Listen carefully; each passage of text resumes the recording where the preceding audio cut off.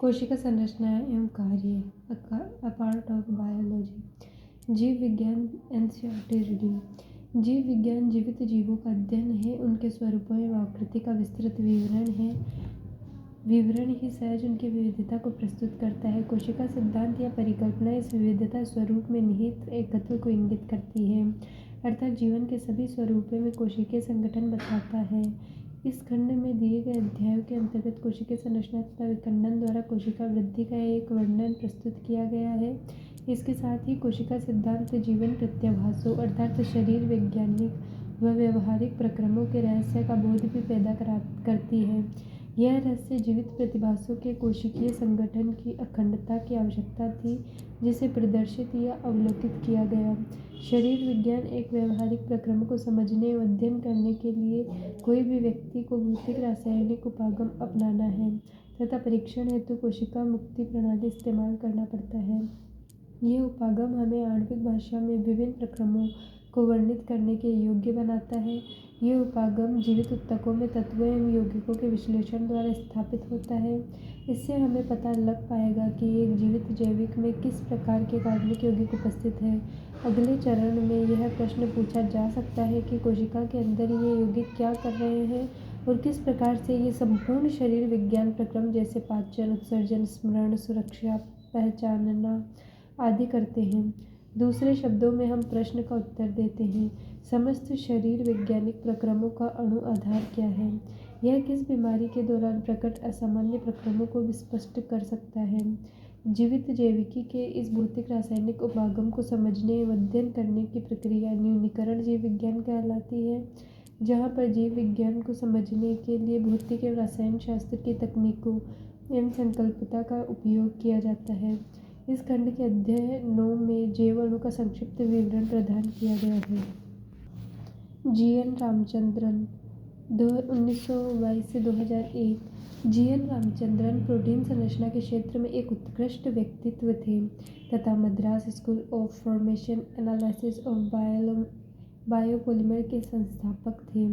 सन 1954 में नेचर में प्रकाशित कोलेजन की तिहरी कुंडली संरचना की खोज तथा रामचंद्र प्लांट के उपयोग से प्रोटीन के बहुलक के विश्लेषण से संरचनात्मक जीव विज्ञान के क्षेत्र में उन्हें सर्वोत्कृष्ट उपाधि प्राप्त हुई। आपका जन्म 8 अक्टूबर 1922 को दक्षिण भारत के समुद्र तटीय क्षेत्र कोचीन के निकट एक गांव में हुआ था। आपके पिता एक स्थानीय कॉलेज में गणित के प्रोफेसर थे, अतः रामचंद्र की गणित के प्रति रुचि पैदा करने में उनका पर्याप्त प्रभाव पड़ा था। आपने अपनी स्कूली शिक्षा पूरी करने के उपरांत मद्रास विश्वविद्यालय से भौतिक शास्त्र में बीएससी ऑनर्स की सर्वोच्च स्थान प्राप्त किया। जब आप 1949 में कैम्ब्रिज विश्वविद्यालय में पीएचडी की उपाधि प्राप्त की।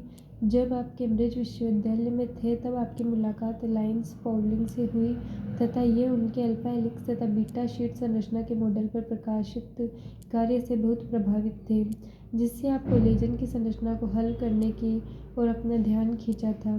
आप 78 वर्ष की आयु में 7 अप्रैल 2001 को स्वर्गवास हुआ। कोशिका जीवन की इकाई। Now chapter is started.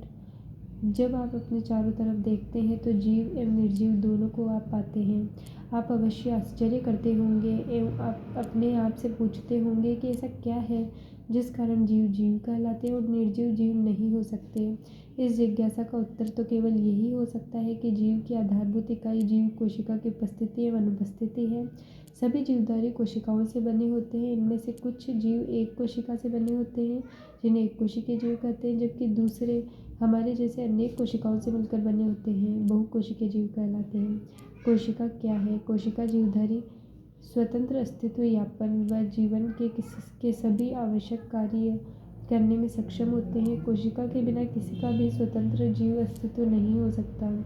इस कारण जीव के लिए कोशिका ही मूलभूत से संरचनात्मक व क्रियात्मक इकाई होती है। एंटोन वॉन लीeuwenhoek ने पहली बार कोशिका को देखा था व इसका वर्णन किया था। रॉबर्ट ब्राउन ने बाद में केंद्रक की खोज की, सूक्ष्मदर्शी की खोज व बाद में इनके सुधार के बाद व इलेक्ट्रॉन सूक्ष्मदर्शी द्वारा कोशिका की विस्तृत संरचना का अध्ययन संभव हो सका। कोशिका सिद्धांत 1838 से 1839 में आया था। 1838 में जर्मनी के वनस्पति वैज्ञानिक मैथियस श्लाइडेन ने बहुत सारे पौधे के अध्ययन के बाद पाया कि ये